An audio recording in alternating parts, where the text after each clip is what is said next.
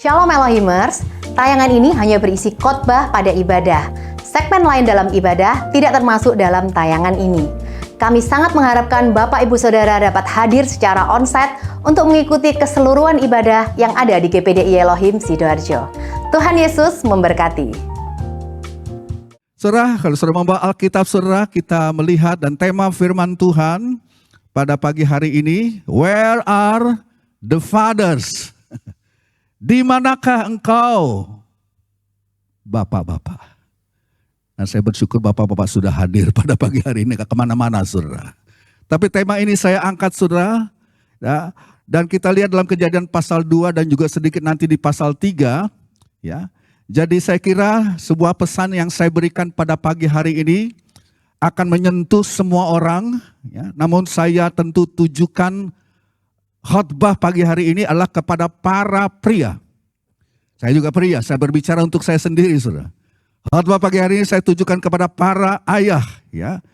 Dan tapi saya percaya juga bahwa khotbah ini juga berguna tentu bagi calon-calon ayah, ya kan?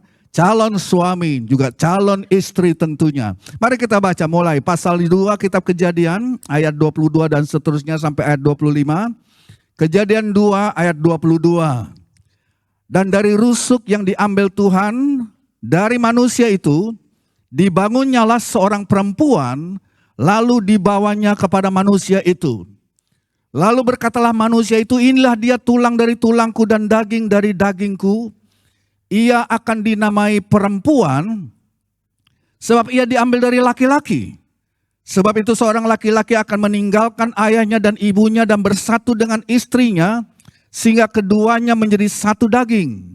Maka keduanya telanjang, manusia dan istrinya itu, tetapi mereka tidak merasa malu. Bapak Ibu, ini betul-betul momen yang luar biasa saudara. Kenapa saya katakan luar biasa? Tuhanlah yang membawa atau menemukan pasangan yang seimbang bagi pria pertama di dalam Alkitab. Tuhanlah yang menemukan pasangan yang tepat membawa Hawa, pria tersebut, ya, kepada Adam, laki-laki tersebut, ya, dan mereka saling jatuh cinta pasti, dan mereka kemudian menikah, dan Tuhan sendiri yang menikahkan mereka.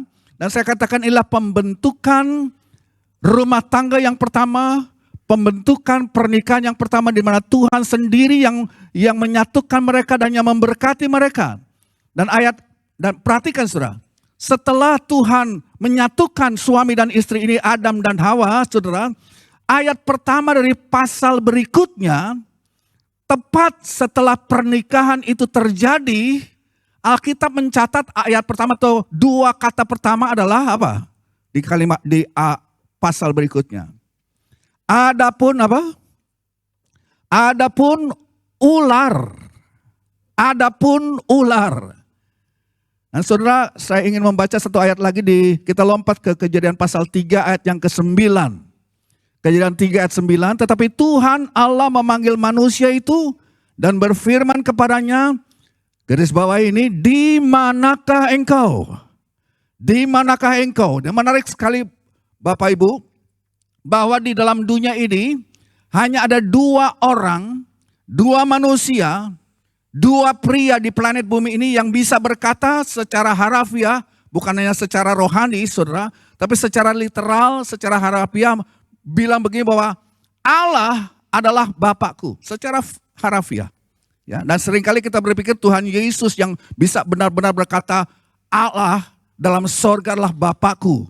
Tetapi saudara, Adam juga bisa ngomong demikian, sebab Adam tidak memiliki ayah secara biologis. Allah lah yang menciptakan dirinya, Allah lah adalah bapaknya, ya. Jadi ada dua pria di sini yang kita lihat yang dapat berkata Allah, mereka adalah langsung bapak mereka, itulah Adam dan juga Yesus. Dan dua oknum ini, dua-duanya mengambil keputusan yang sangat penting. Kedua oknum ini, dua pria ini, Adam dan Yesus, keduanya membuat keputusan yang berdampak besar bagi kita semua manusia. Semua kita adalah keturunan Adam Dan di Kejadian pasal 3 ini, hal yang ingin saya tekankan saudara, Kejadian pasal 3 bukan hanya tentang apa yang terjadi pada pasal itu, tetapi perhatikan di pasal ini kita boleh belajar ada pola yang selalu berulang. Ada pola yang akan selalu terjadi dan kita nggak bisa patahkan itu. Ini pasti akan terjadi di dalam rumah tangga saudara. Ini pasti akan terjadi dalam masa depan saudara. Ini pasti akan terjadi di dalam pernikahan saudara. Ini akan terjadi di dalam rumah tangga barangkali anak-anak saudara, keluarga saudara, dan polanya ini Bapak Ibu. Ketika Adam dan Hawa ini menikah, mereka menerima berkat daripada Tuhan atas pernikahan mereka. Dan saya katakan ini sebuah pernikahan yang tanpa cacat celah. Sebuah pernikahan yang sempurna. Inilah pernikahan yang paling sempurna yang mungkin ada di bumi. Sebab sang istri sempurna banget saudara. Ya saya kira kalau si Hawa ini yang sempurna pada saat itu jalan aja di sini saudara, di catwalk depan ini. Waduh, saya harus berdoa untuk para pria saudara. Sebab begitu indahnya, begitu sempurnanya wanita tersebut ya. Dan suaminya juga sempurna, mereka tidak ada masalah. Mereka tidak punya masalah, mereka tidak mempunyai kesulitan. Ya mertua belum ada saudara saat itu saudara. Tidak ada anggota keluarga yang lain yang mungkin bisa menjadi masalah dalam rumah tangga. Tidak ada siapapun yang perlu mereka tangani, yang perlu mereka hadapi. Mereka berinteraksi hanya satu dengan yang lain. Ya, Hawa dan Adam saja dan mereka benar-benar menjalani sebuah pernikahan yang sempurna. Tetapi, ada tetapinya saudara. Bahkan di dalam pernikahan yang sempurna sekalipun di Taman Eden. Begitu pernikahan itu sudah terjadi. Dan Allah yang meneguhkan, Allah yang memberkati mereka. Ayat berikutnya tadi saya sudah katakan. Langsung ayat itu berkata, adapun ular. Kenapa bisa demikian? Saudara pikirkan ini. Adapun ular itu. Jadi ini betul-betul sebuah pewahyuan buat kita. Bahwa ular itu langsung muncul begitu Adam dan Hawa menikah. Pernah berpikir saudara bahwa ular itu sebelumnya ular kan sudah ada. Tapi kenapa dia baru muncul setelah Allah membentuk pernikahan yang pertama. Adam dan Hawa menikah. Begitu ada pernikahan dan segera ada peperangan. Begitu ada pernikahan dan segera ada pertempuran. Dikatakan adapun ular musuh kita itu. Si iblis itu. Dan ini adalah satu pewahyuan yang penting untuk kita gereja Tuhan, untuk kita para pria. Saudara perlu mengerti prinsip ini dalam Kejadian pasal 3. Ya. Itu terjadi 4.000 atau 5.000 tahun yang lalu. Tetapi hal itu tetap terus terjadi sampai sekarang ini Bapak Ibu. Selalu ada yang namanya iblis. Selalu ada yang namanya ular yang mau masuk, saudara, merusak rumah tangga kita. Ya. Dan iblis itu, ular itu nyata. Dia bukan dongeng. Selalu ada iblis dan dia real. Jadi saudara, poin pertama yang kita harus perhatikanlah ada yang namanya musuh. Yang memusuhi rumah tangga saudara. Yang memusuhi pernikahanmu. Yang memusuhi keluarga saudara. Tidak peduli saudara-saudara keturunan siapa. Tidak peduli seberapa baik saudara menjadi orang tua. Tidak peduli saudara seberapa harmonis barangkali keluarga Anda. Betapapun luar biasanya saudara warisan iman yang saudara sudah punyai. Sehebat apapun barangkali orang tua saudara atau nenek moyang saudara. Akan tiba waktunya, dan perhatikan waktunya adalah setelah Adam dan Hawa menikah dan diberkati oleh Tuhan. Saudara, saya katakan tadi, iblis tidak datang sebelum itu. Iblis tidak mengganggu sebelum itu. Kan kita tahu saudara, iblis sudah ada saat penciptaan. Iblis sudah ada saudara, waktu Adam diciptakan sendirian di Taman Eden. Dia sudah ada saudara. Dia sudah ada saat Adam sendirian di Taman Eden. Jadi, tetapi begitu pernikahan terjadi, datanglah ayat itu berkata, adapun ular itu. Ular itu dia licik. Ya, dia datang saudara tepat pada waktunya dan dia mulai bergerak di sini. Saudara, saya mau bilang begini, hidup kita ini bukan hanya tentang kita dengan Tuhan. hidup kita ini bukan hanya tentang saudara dan istrimu. Bukan hanya saudara dan anak-anak saudara. Saudara harus mengerti bahwa ada iblis. Ada ular. Ada roh-roh jahat yang bekerja. Mau menghancurkan setiap rumah tangga yang ingin hidup bagi Tuhan. Yang ingin hidup bagi Kristus. Kalau saudara tidak memahami bahwa ular itu musuh. Dan dia ada dan dia mempunyai rancangan yang gak betul. Rancangan yang jahat.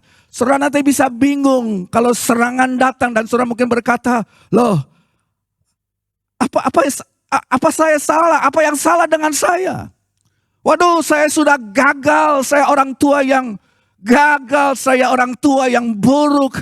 Ya, rumah tangga kami selalu kacau. Ya, saya tidak mampu menjadi ayah yang baik. Atau lebih parah lagi, saudara.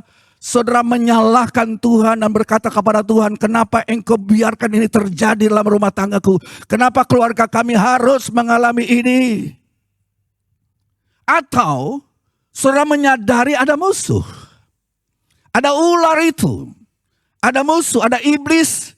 Ada roh jahat yang ingin menghancurkan setiap rumah tangga, setiap keluarga yang mempunyai rencana Tuhan, yang mempunyai tujuan Tuhan dalam hidup mereka. Akan tiba waktunya ketika setan akan muncul dan coba menghancurkan orang-orang dalam rumah tanggamu yang engkau kasihi. Saudara. Dan jika si iblis bisa melakukan di situasi yang ideal di Taman Eden. Semuanya sempurna, semuanya ideal, tapi di situ ada setan. Kalau dia bisa, saudara, melakukan di lingkungan yang sempurna di Taman Eden, dia bisa juga melakukannya di mana saja. Dalam setiap kehidupan, bahkan rumah tangga Kristen yang sudah diberkati Tuhan. Ketika iblis itu muncul, perhatikan kepada siapa dia bicara. Ketika ular itu, ketika iblis mengambil dan menggunakan ular tersebut, kepada siapa iblis ular itu bicara, saudara? Kepada siapa ular itu mendekatkan dan meng-approach dirinya? Nah, kita tahu bahwa Allah menciptakan Adam lebih dulu. Adam diciptakan pertama, saudara. Adam adalah kepala daripada rumah itu. Dia ada lebih dulu memang. Hawa itu berasal dari Adam. Hawa diambil dari rusuk Adam, kemudian Allah membentuk rusuk tersebut, menutupnya dengan daging. Allah membangun, saudara, Hawa yang berasal dari rusuk seorang pria. Allah memberikan kehidupan kepada Hawa, tapi Adam yang datang lebih dulu. Tapi perhatikan pola yang terjadi pada saat kejatuhan, pada saat dosa itu masuk. Dosa yang pertama datang, saudara, dalam dunia ini. Ya, dan sebagaimana terjadi di Kejadian pasal 3 itu terus, dan itu merupakan pola dan masih terus akan terjadi sekarang ini, yaitu apa, saudara? Si iblis, musuh kita itu tidak mau mengakui tatanan ilahi. Iblis menyerang dan mau obak-abrik tatanan ilahi yang sudah ditaruhkan Allah sejak Taman Eden, bahwa kepala daripada suami adalah Allah, tapi kepala daripada istri adalah suami. Kepala rumah tangga adalah kita, para pria, Bapak Ibu. Nah, ini yang mau dirusak, tatanan ini, saudara, mau dirusak dan tidak mau diakui oleh si iblis. Bahwa kepala rumah tangga adalah sang ayah. Kepala rumah adalah suami. Kepala rumah adalah bapak.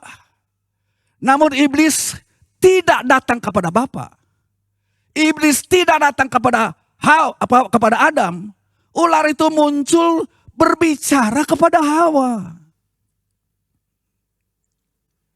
Nah, ini bukan terjadi di Kejadian pasal 3 atau ribuan tahun yang lalu. Ini selalu terjadi, ini merupakan pola.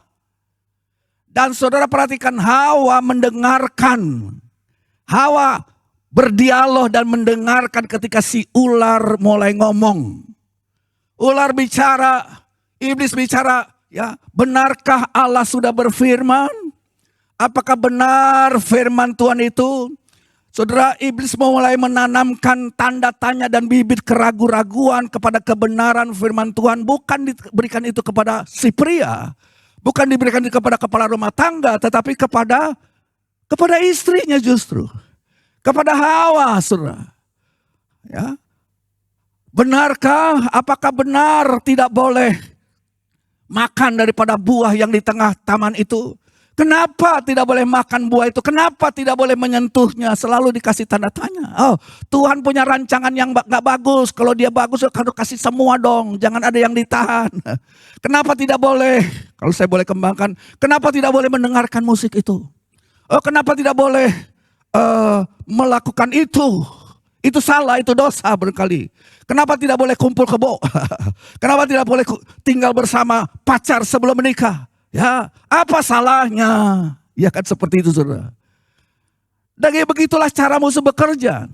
Nah, saudara, saya mau bilang gini, kita butuh, gereja butuh pria-pria yang berdiri benar, berdiri teguh di atas firman Tuhan dan berani berkata, tidak, bukan begitu engkau iblis, pergi engkau dari rumah tanggaku.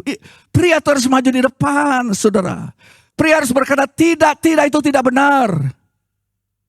Nah, saudara, perhatikan hal yang luar biasa adalah iblis, si musuh ular itu bypass si Adam. Musuh itu melewati Adam dan langsung menuju kepada Hawa. Langsung menuju kepada istrinya. Siapa Hawa? Seorang yang Adam cintai. Seorang yang Adam kasih, dan si ular itu mulai berbisik, Alkitab itu bohong. Allah itu gak bagus. Dia tidak memberikan semuanya. Tuhan tidak mengatakan yang sebenarnya. Ya, udahlah, kamu tidak mungkin bisa membangun hidupmu di atas kebenaran, di atas firman yang Tuhan berikan. Ya, dan itu nggak apa-apa. Kamu nggak usah bangun hidupnya di atas firman Tuhan. Itu nggak apa-apa kok. Ya. Nah, pertanyaannya Bapak Ibu, di mana Adam saat itu? Ya. Pertanyaannya seperti khotbah pada pagi hari ini. Where are the men? Where are the fathers?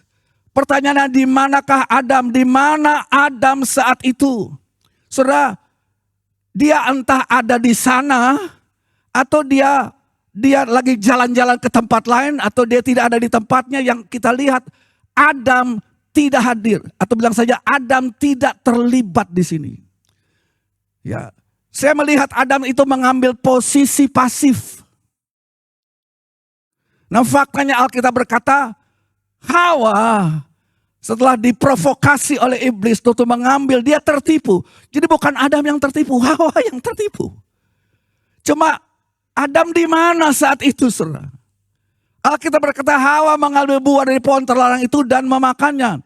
Dan nah, ini bagian Alkitab yang seringkali terlewatkan, ya, tidak kita perhatikan, saudara. Di Kejadian pasal 3:22 kita baca. Kejadian 3:22, lalu Hawa mengambil dari buahnya dan dimakannya dan diberikannya juga kepada suaminya. Apa? Apa, saudara? Suaminya yang, halo? Suaminya, ayo bantu saya. Suaminya yang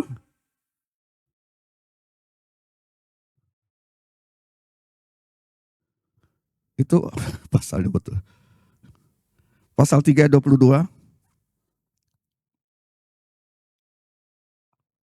Pas saya yang salah catat. Saya baca mungkin yang versi saya ya. Lalu ia mengambil dari buahnya dan dimakannya dan diberikannya juga kepada suaminya yang bersama, ini yang saya mau tekankan, garis bawahi. Ya, ayatnya sudah benarkan ya. Yang bersama-sama dengan dia. Yang bersama-sama dengan istrinya. Jadi saudara, Adam ada di situ. Waktu iblis datang, saudara, merayu Hawa, dan Hawa termakan, ya, dan mulai mengambil buah yang dilarang dan memakan, lantas dikasih lagi sama suaminya. Dikatakan Adam ada bersama-sama dengan dia. Adam ada di sana, tapi dia pasif. Ini penyakit kita para pria nih. Dia pasif. Dia diam saja. Dia ada di tempat kejadian. Tapi dia mingkem. Dia tidak berbicara. Dia tidak melindungi istrinya. Dia tidak berdiri di posisi yang seharusnya Tuhan sudah panggil dia untuk berdiri sebagai payung perlindungan untuk keluarganya. Saudara perhatikan ada dua jenis dosa kalau begitu. Ada dua jenis dosa yang terjadi pada saat itu. Yang pertama adalah dosanya Hawa. Apa dosanya Hawa? Hawa melakukan sesuatu yang dia tahu tidak boleh dilakukan. Itu dosa Hawa. Ya, Adam sudah kasih tahu kepada Hawa, Hawa, Tuhan memerintahkan kepada aku supaya jangan makan buah pohon yang dilarang itu. Ya, tapi Hawa yang sudah tahu tidak boleh, disikat juga, dimakan juga, itu dosa. Dia mengambil buah itu padahal dia tahu tidak boleh memakannya. Itu dosa Hawa. Tetapi ada dosa yang lain lagi, saudara. Makanya ada dua. Ya. Dosa Adam apa? Adam melakukan dosa juga. Yaitu berlawanan memang dengan Hawa, tapi dosa juga. Kalau Hawa melakukan sesuatu yang dia tahu tidak boleh, Adam tidak melakukan apa yang seharusnya dia lakukan. Adam tidak melakukan apa yang seharusnya dia lakukan. Dan ini memang tantangan besar bagi para pria pada hari-hari ini. Pria harus menjadi saudara tameng bagi rumah tangga. Pria harus menjadi suara rohani yang berbicara atas nama Allah bagi rumah tangganya. Dan ini tuntutan mutlak di dalam firman Tuhan untuk kita para pria. Untuk kita para ayah. Saudara, jika saudara ingin menghormati Tuhan dan ingin Tuhan menghormati keluargamu, ingin supaya keluargamu diberkati dan boleh sukses, saudara harus bersuara. Saudara harus bersuara dengan lembut, sampaikanlah kebenaran firman Tuhan dengan cinta. Dengan kasih firman Tuhan itu benar. Dan kita mau berdiri di atas firman Tuhan dan itulah tanggung jawab pria. Para ayah, para bapak, para suami untuk menentukan aturan firman Allah di dalam rumah tangganya. Kita berdiri di atas firman Tuhan. Firman Tuhan ya dan amin. Jadi dosa Adam adalah apa? Dosa Adam adalah dia diam saja. Dia nggak kasih komentar. Dia tidak melakukan apapun, akhirnya istrinya yang ambil alih. Istrinya yang ambil dan dia tertipu istri itu. Oleh si iblis, dan iblis tahu kekurangan ini. Iblis tahu celah ini. Adam tidak melakukan apapun, dia pasif. Adam, saya pakai istilah, menonaktifkan dirinya. Halo para pria, jangan menonaktifkan dirimu dalam kepemimpinan, dalam soal spiritual, dalam rumah tangga saudara. Ada mungkin seperti barangkali, saya tidak mau, barangkali seperti kebanyakan pria pada zaman sekarang, dia bekerja. Ya, dia bekerja dengan sungguh-sungguh. Ya, dia pulang ke rumah. Lantas di rumah ngapain? Ya, dia duduk-duduk aja nonton TV, saudara. Yang penting saya sudah cari duit. Yang penting saya sudah cari nafkah. Yang penting saya bawa pulang duit. Saya menyediakan kebutuhan keluarga. Sisanya bukan urusan gua. Sisanya bukan urusan saya. Ya. Jadi Adam ini tidak terlibat. Adam tidak hadir. Adam tidak mengambil kepemimpinan dalam rumah tangganya. Dan apa yang terjadi saat itu juga terjadi sekarang ini. Saya katakan ini merupakan pola yang berulang, saudara. Dan Alkitab kalau kita pelajari memberikan pemahaman itu, memberikan pewahyuan tersebut yang kita harus waspadai. Jadi apa yang terjadi waktu itu, saudara? Tuhan mempersatukan pasangan yang pertama. Begitu mereka dipersatukan, mereka langsung menjadi target ular. Sebelum ada persatuan, iblis sudah ada, tapi iblis diam aja. Tapi setelah ada persatuan, setelah ada kesatuan suami istri dan Tuhan berkati, dia mulai masuk di situ.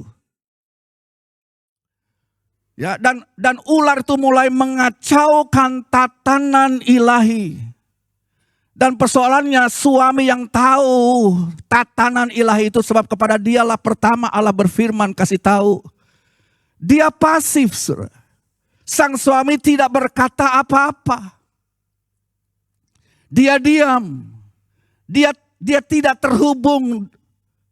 Dia tidak terkoneksi secara spiritual. Mungkin juga dia tidak terkoneksi secara emosional. Nah, Alkitab berkata, mereka itu bersembunyi dari Tuhan. Tidak terkoneksi lagi dengan Tuhan. Jadi apa yang terjadi dulu, itu pula yang terjadi sekarang ketika pria mulai kehilangan koneksinya dengan Tuhan. Perhatikan itu. Ketika kita kepala rumah tangga mulai kehilangan koneksi kita dengan Tuhan. Tuhan mungkin bilang begini, aku terkenang dulu Adam. Sebelum engkau jatuh dalam dosa, kita berdua berjalan bersama-sama. Di kesejukan sore hari, saat angin semilir aku turun dan mencari dan bersekutu dengan engkau. Dulu kita berjalan bersama-sama. Dulu kita berjalan berdua, setiap hari kita berbicara, kita berkomunikasi, kita bergandengan tangan Adam. Nah, ini gambaran yang indah dari seorang pria, saudara, perhatikan. Seorang pria yang mendengarkan Tuhan. Seorang pria yang membangun koneksi spiritual dan emosional dengan Allahnya. Yang dilakukan Adam sebelum dosa itu hadir. Saudara perhatikan, kita para pria, kita berdoa kepada Tuhan. Kita membaca firman Allah. Dan kita izinkan Tuhan berbicara kepada saudara dan saya. Dan ketika saudara membaca Alkitab, ketika saudara memuji menyembah Tuhan setiap hari, itu berarti saudara pria, kita seperti Adam, sedang berjalan dengan Tuhan. Jika saudara tidak berbicara lagi dengan Tuhan, jika saudara tidak lagi membaca firman-Nya, jika saudara tidak lagi bercakap-cakap dengan Tuhan, saudara tidak berjalan dengan Tuhan, seperti yang seharusnya saudara lakukan, inilah persoalannya yang terjadi. Di Taman Eden, saudara. Nah, karena itulah Tuhan bertanya kepada pria dari generasi akhir zaman ini, di manakah engkau? Kepada para pria, kepada para ayah, kepada para bapak, saudara.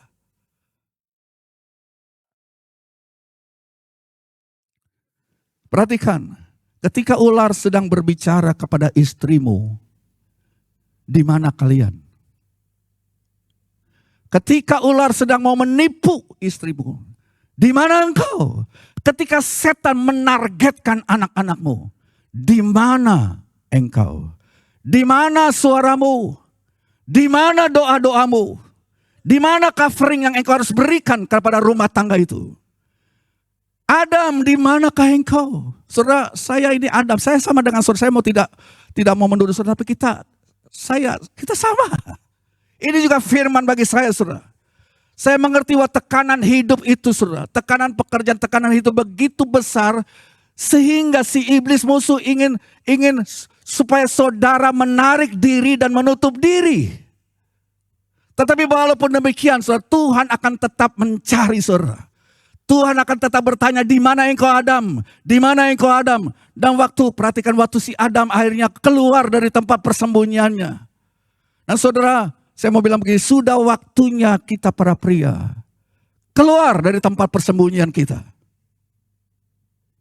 Halo. Sudah waktunya kita para pria keluar dari goa persembunyian kita. Saudara, sudah waktunya pria berkata, Tuhan, aku mau menjadi pria di mana engkau tidak perlu lagi bertanya, di mana engkau Adam? Di mana engkau secara spiritual? Di mana engkau secara rohani? Di mana engkau dalam doamu? Di mana engkau di dalam mempelajari firman-Ku? Di mana engkau ketika iblis menyerang keluargamu, menyerang istrimu, menyerang anak-anakmu? Saudara para pria, dengarkan baik-baik. Adam hadir di situ. Adam hadir waktu iblis menipu istrinya. Dan pertanyaannya tetap, saudara, sama. Ya. Di mana? Adam, di mana engkau? Ketika ular berbicara kepada istrinya, mengapa Adam diam? Mengapa Adam tidak bersuara? Tuhan berkata, Adam, di mana engkau? Ya, Tuhan seakan bilang begini, Adam, kita kok sepertinya putus hubungan. Ya, aku tidak mendengar lagi suaramu sepanjang minggu ini. Aku mencarimu, tapi engkau bersembunyi dariku. Engkau bersembunyi, engkau tidak lagi beribadah. Engkau bersembunyi dan tidak lagi mendengar panggilan teman-temanmu, ayo ikut care. Engkau menutup WhatsApp himbauan mungkin dari ketua AKR atau dari teman-teman rohani saudara. Ayo mari berbuat ibadah, mari bersekutu. Engkau langsung tutup dan engkau bersembunyi. Engkau menjauh saudara. Seringkali seperti itu saudara. Ketika seorang jatuh dalam dosa seperti Adam, maka saudara pada waktu itu Adam menjauh. Adam mulai menjauh dan Adam mulai menjauh dari pengaruh-pengaruh rohani, hal-hal rohani. Menjauh dari orang-orang yang mengkoreksi hidupnya. Menjauh dari gereja, menjauh dari care, menjauh dari teman-teman seiman. Itu pola, dan itu pola persis berlaku lagi sekarang. Nah kalau saudara tahu saudara sedang bersembunyi, di mana saudara bersembunyi? Mungkin saudara bersembunyi di balik pekerjaanmu. Mungkin saudara bersembunyi di balik hobimu barangkali. Tidak salah saudara punya hobi. Mungkin saudara bersembunyi di balik olahraga, di balik hiburan, di balik hobi. Ya boleh aja mau main golf, mau main tenis saudara. Semua itu tentu tidak salah. Tapi kalau Tuhan tidak mau digeser. Tuhan harus tetap jadi nomor satu, dia tidak boleh digeser. Pertanyaannya, di mana engkau Adam? Nah kalau kita masuk selanjutnya di Kejadian pasal 4.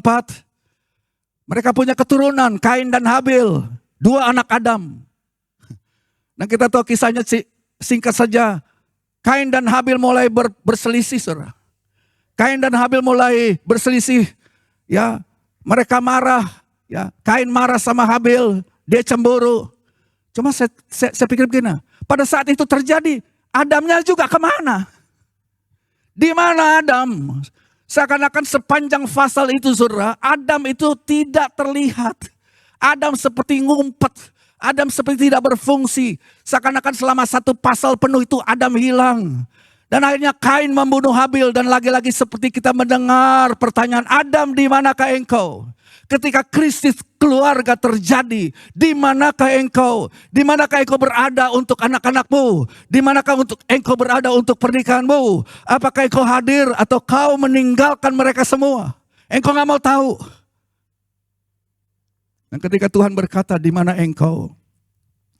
Mungkin Adam akhirnya keluar juga dari tempat persembunyian dan dia bilang begini, Tuhan begini aja dah, kita harus bicara Tuhan. Ini ada masalah Tuhan. Ya, oke, saya mau ketemu engkau, saya mau kasih tahu, ini ada masalah. Aku ingin kasih tahu engkau Tuhan, apa masalahnya? Tuhan bertanya kepada Adam, Adam di manakah engkau, mengapa engkau bersembunyi? Dan Adam menjawab, kita tahu kan sama-sama kita. Adam menjawab apa saudara? Perempuan yang engkau berikan itu masalahnya. Ini kejadian ribuan tahun lalu itu juga berulang sampai sekarang ini. Perempuan yang kau berikan kepadaku. Itu respon otomatis, respon standar sebagian besar. Barangkali kita para pria. Tuhan, perempuan yang kau berikan kepadaku, itu masalahnya di situ. Kalau saya mau pakai kata lain mungkin si Adam mau bilang begini, aduh aku sudah kawin salah ini. Aku menikahi orang yang salah. Dan Tuhan akan menjawab, loh bagaimana kau Adam? Kan wanita cuma satu saat itu. Amin saudara. Kan cuma satu. Hawa itu satu-satunya. Enggak ada pilihan lain. Dan itu yang terbaik buat kamu. Kalian cuma berdua. Jadi Hawa itu memang yang paling tepat. Hawa itu yang terbaik. Coba bilang kiri kanan. Hawa itu yang paling baik. Itu yang paling bilang, para suami bilang, itu yang terbaik, udah jangan cari yang lain, saudara. Nggak ada. Dia yang tepat.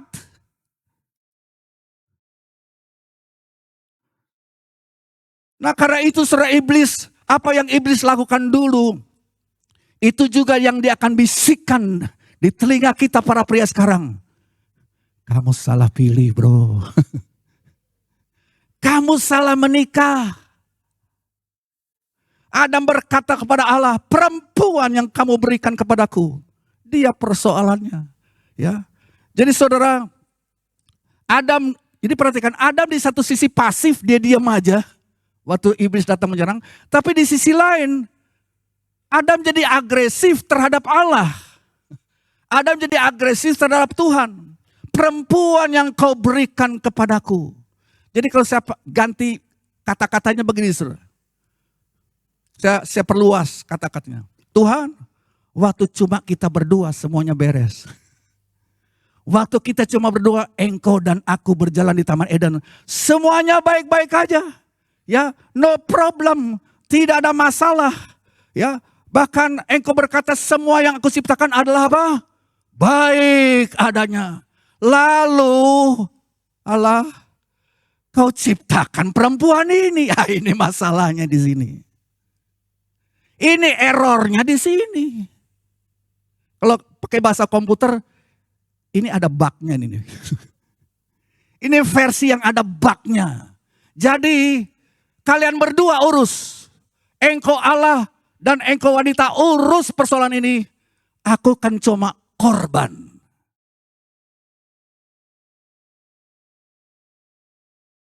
Kalian berdua harus memperbaiki situasi ini. Aku pria baik-baik. Sombong amat kita, saudara. Aku ini cuma korban. Kau Tuhan yang menciptakan perempuan ini. Dia error. Dia gila. Perbaiki dia Tuhan. Itu bukan urusan saya. Itu bukan tanggung jawab. Itu tanggung jawab. Aku terima daripada engkau kok. Saudara, saya pikir begini saudara. Iblis sedang coba merekrut kita, para pria menjadi bolonya. Iblis sudah dipecat dari sorga bersama dengan sepertiga para malaikat ikut dia dipecat, dibuang di surga. Dan sekarang dia mau tambah lagi dengan merekrut menjadi bolonya, menjadi bala tentaranya itu para pria. Jadi iblis tidak muncul sebelum Adan dan Hawa menikah. Jadi saat saudara menikah sadarlah hidup ini memang penuh perjuangan, ya.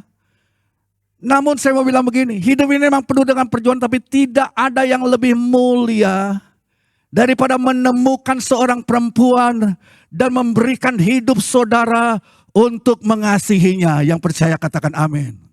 Hidup ini memang penuh perjuangan tapi tidak ada yang lebih mulia daripada menemukan seorang pria, menemukan seorang wanita dan memberikan hidupmu untuk mereka, untuknya. Tidak ada yang lebih mulia untuk kita membesarkan anak-anak kita dengan segala pergumulan, dengan segala tantangan yang ada. Dan memang saudara, tidak mudah, ya. Tidak mudah. Saudara pasti akan mengalami peperangan yang real, yang nyata. Tapi saudara, keluargamu, istrimu, anakmu layak diperjuangkan. Yang percaya katakan amin.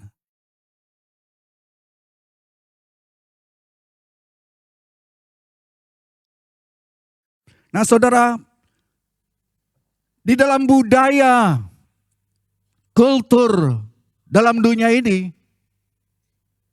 ya, pertanyaannya adalah, siapa yang menjadi kepala dalam rumah tangga?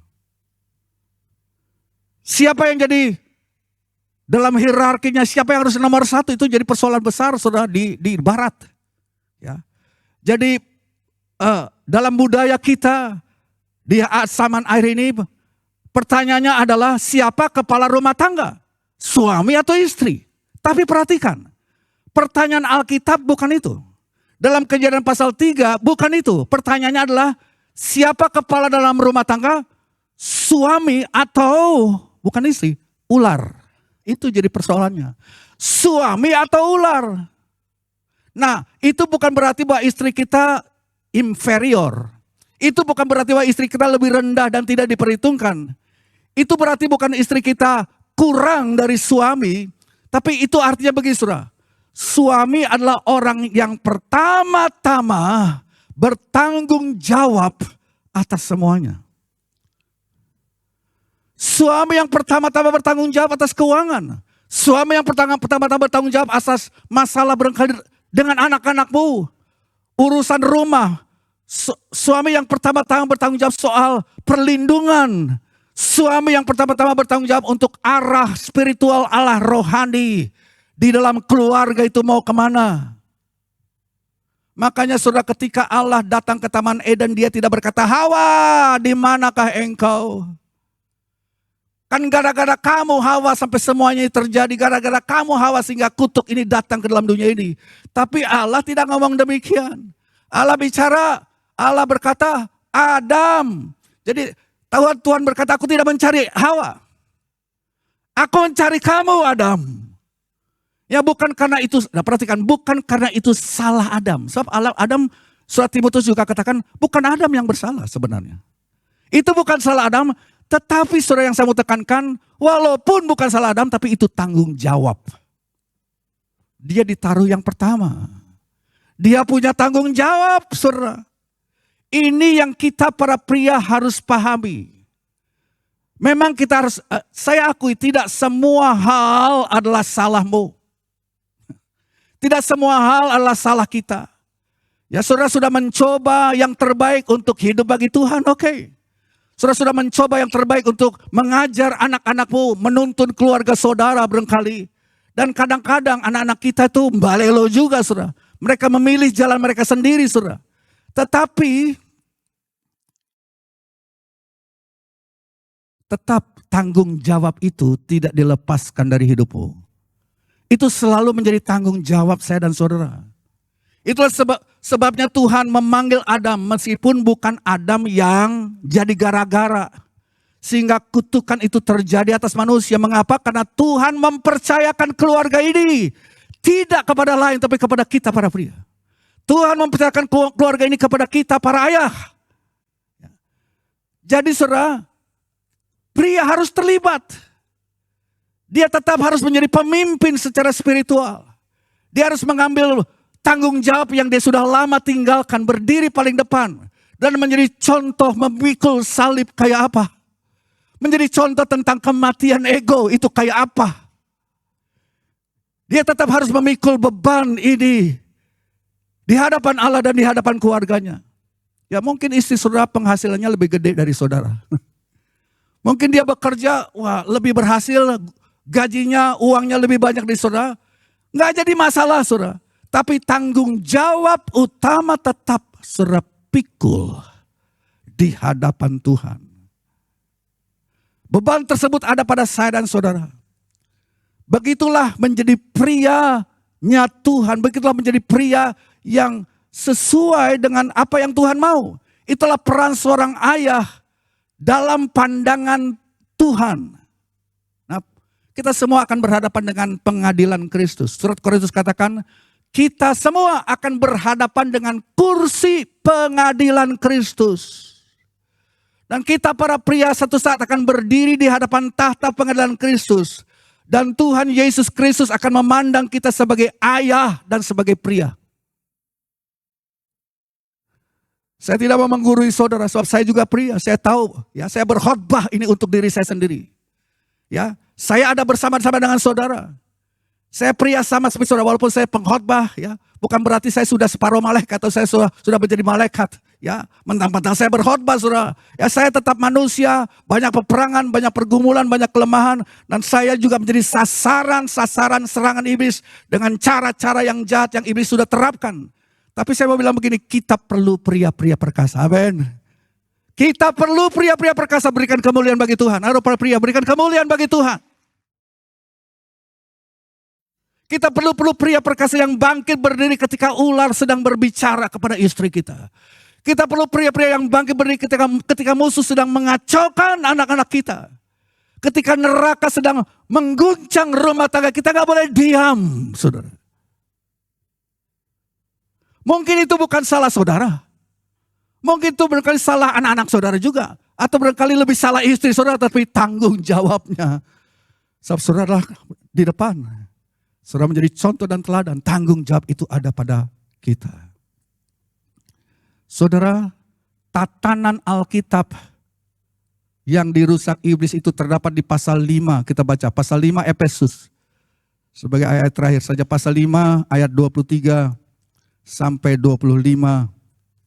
Efesus 5 ayat 23 sampai 25. Hai istri, tunduklah kepada suamimu seperti kepada Tuhan.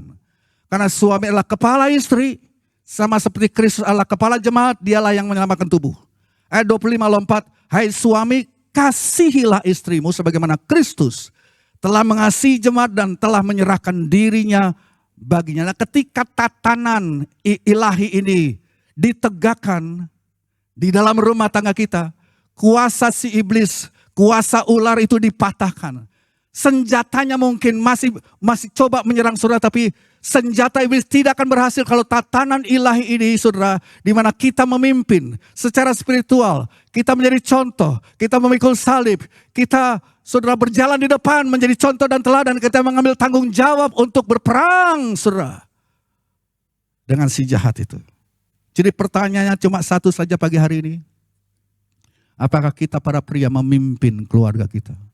Atau ular yang memimpinnya? Kalau saudara tidak memimpin, ular akan mengambil alih. Dan Tuhan berkata, aku mau engkau para pria bertanggung jawab. Engkaulah kepala rumah tangga. Saudara, perusahaan, kalau ada perusahaan bermasalah, yang dicari pertama oleh polisi ya CEO-nya kan. Harus bertanggung jawab. Ya, walaupun berkali pegawai saudara yang bikin kacau, tapi tanggung jawab tetap jatuh kepada pemimpinnya. Kalau sebuah tim olahraga, tim sepak bola berkali gagal, kalah, saudara, ya, yang dipersalahkan adalah pelatihnya yang disalahkan duluan, bukan pemain. Kalau dalam militer, ya, operasi militer itu berantakan, kalah, gagal, tanggung jawab jatuh pada komandan tertingginya. Di dalam rumah tangga juga sama. Ayah, suami, bapak kita bertanggung jawab. Bukan Hawa.